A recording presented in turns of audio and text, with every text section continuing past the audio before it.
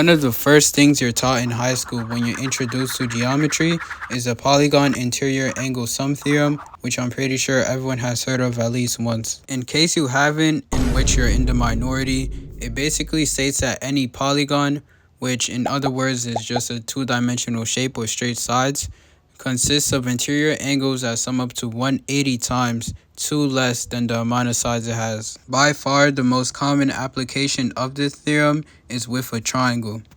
It has 3 sides, so by the blah blah blah whatever theorem, its interior angles sum up to 1 times 180 degrees. Now, this should hold true for any triangle as long as it's not some well actually scenario, right? But what if I told you that not only is it possible to construct a triangle whose interior angles don't sum up to 180, but it's also possible to make a triangle with not 1, not 2, but rather 3 right angles. Now, I know this sounds impossible to some of you, and maybe even most of you, but that's only because you're thinking of geometry as a flat plane with 2 axes and parallel lines. However, this doesn't always have to be the case. But before we get to the triangle with 3 right angles, we have to know about the type of plane that makes such a construction possible. Like any other field of mathematics, geometry is a study that was developed and compounded by the knowledge of people who span centuries. For example, what many know today as the Pythagorean theorem was known by many people alike in India, Egypt, and Babylon centuries before the Greeks did. Likewise, a man would go on to compile the already existing knowledge of geometry from past figures like Hippocrates of Chios and Theaetetus, sorry if I mispronounced those, and combine it with his own system of rigorous mathematical axioms.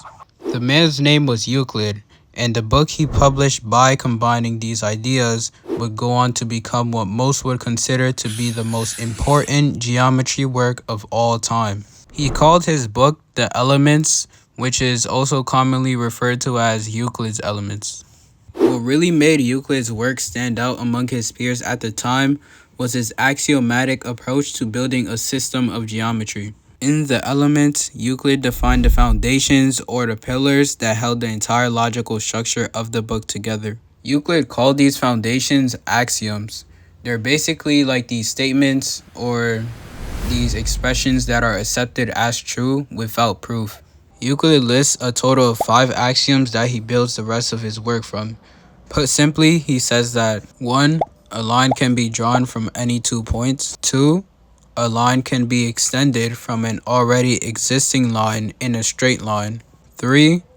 You can draw a circle with any center point and radius. 4. All right angles are equal. And most obviously, number 5. If a straight line falling on 2 straight lines makes the interior angles on the same side less than 2 right angles, the 2 straight lines, if produced indefinitely, meet on that side on which the angles are less than 2 right angles. Of all the axioms, I think the last one is easily the one that stands out the most. It's called the parallel postulate, and it basically states that for any point, only one parallel line can be drawn through it. Make sure to keep this in mind. Altogether, these axioms form what we know today as Euclidean geometry. It's the kind of geometry that deals with flat planes and straight lines, kind of like the coordinate plane. I think one of the best ways to think about Euclidean geometry is as a flat piece of loose leaf paper. You could draw a straight line from the top to the bottom without it curving. As you can imagine, trying to draw a triangle with more than one right angle on a Euclidean plane just doesn't work. You don't even have to think about why it doesn't work. You just know that it can't happen in the same way that a two-sided triangle can't happen. But what if Euclidean planes aren't the only ones we can draw triangles on? After all, in the real world, we're not only limited to flat surfaces. In fact, perfectly parallel lines don't actually exist in the physical world around us. They all eventually meet. This brings me back to the parallel postulate point. The thing that differentiates Euclidean geometry and Euclidean planes from our real world is the absence of truly parallel lines. Does this imply that we could make our own system of geometry different from Euclid's to represent the world that we see around us? Well, mathematicians wouldn't start answering yes to this question until the 19th century over 2 millennia after Euclid's work was first published. But eventually, thanks to the works of people like Carl Friedrich Gauss, Ferdinand Karl Schweikart, and Johann Lambert, new systems for expressing geometry were formed.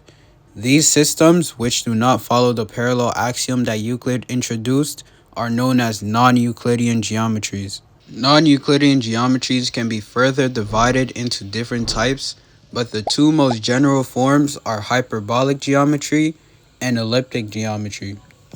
In hyperbolic geometry, Euclid's fifth axiom is replaced with an axiom that says that for any given line, let's call it L, and a point, let's call it P, outside of the line, there are at least two lines that go through point P that do not intersect with line L. However, this isn't that important to the 270-degree triangle, so don't try to overload your brain trying to comprehend it. On the other hand, elliptic geometry is like the opposite twin of hyperbolic geometry. In elliptic geometry, Euclid's fifth postulate is just omitted, meaning that parallel lines just simply don't exist. The main difference between the two is that in hyperbolic geometry, there are multiple parallel lines, while in elliptic geometry, there are none.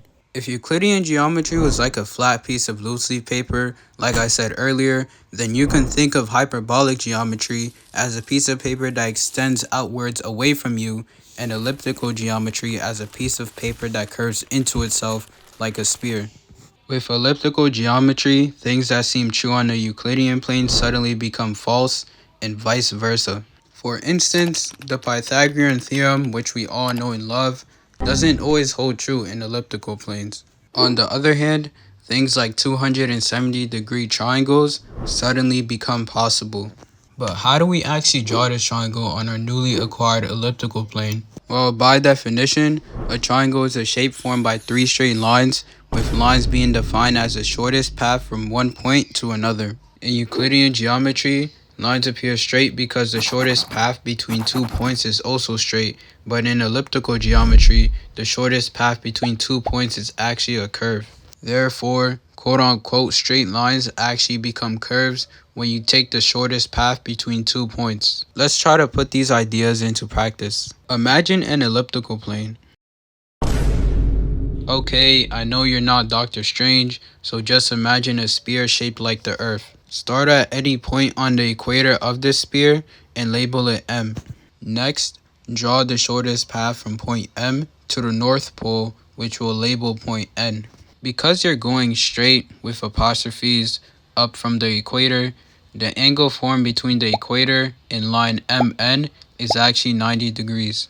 Now, from the North Pole, make a 90-degree angle with line MN and take the shortest path to the equator. Call the point where you intersect with the equator point O. From O, go to the other point on the equator, which is point N, and what you'll form is a 270-degree triangle. It may be counterintuitive to put together three quote-unquote curved lines and call them a triangle, but by definition, we constructed one. In general, triangles on elliptical planes always have interior angles that sum up to more than 180 degrees. In fact, the opposite effect is achieved when you draw a triangle on a hyperbolic plane. There, the sum of the angles in a triangle is always less than 180 degrees. What I find the most fascinating about these different types of geometries is that they're all consistent systems, with the only fundamental difference between them being what they each assume to be true. It really makes you think about math in general, and if it's possible to make other true systems by just slightly changing what we assume to be true. I'm not sure if you could tell, but this is one of my first videos on this channel. Did you like it? If you did, then make sure to leave a like and subscribe. And if you didn't, then let me know why in the comments. Also, let me know if I misinterpreted any concepts or got them wrong, and what types of videos you'd like to see next. Thank you.